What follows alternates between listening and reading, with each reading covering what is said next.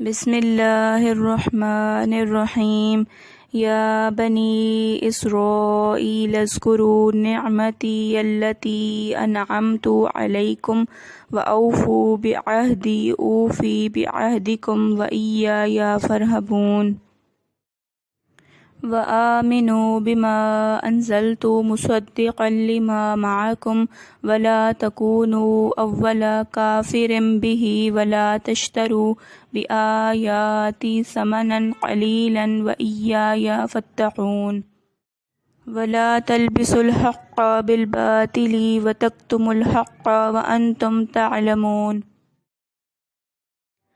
وَأَقِيمُوا الصَّلَاةَ وَآتُوا الزَّكَاةَ وَارْكَعُوا مَعَ الرَّاكِعِينَ أَتَأْمُرُونَ النَّاسَ بِالْبِرِّ وَتَنْسَوْنَ أَنفُسَكُمْ وَأَنْتُمْ تَتْلُونَ الْكِتَابَ أَفَلَا تَعْقِلُونَ وَاسْتَعِينُوا بِالصَّبْرِ وَالصَّلَاةِ وَإِنَّهَا لَكَبِيرَةٌ إِلَّا عَلَى الْخَاشِعِينَ الَّذِينَ يَظُنُّونَ أَنَّهُمْ مُلَاقُو رَبِّهِمْ وَأَنَّهُمْ إِلَيْهِ راجعون۔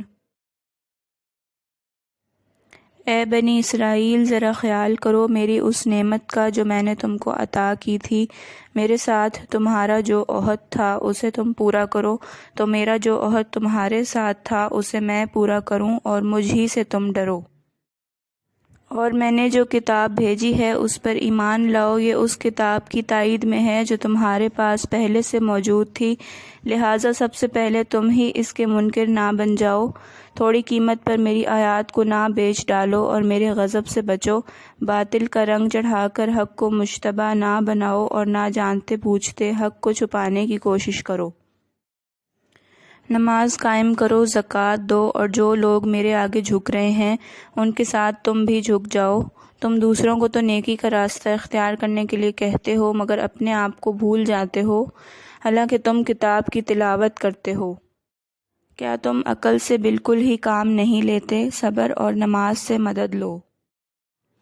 بے شک نماز ایک سخت مشکل کام ہے، مگر ان فرمانبردار بندوں کے لیے مشکل نہیں ہے جو سمجھتے ہیں کہ آخر کار انہیں اپنے رب سے ملنا اور اسی کی طرف پلٹ کر جانا ہے۔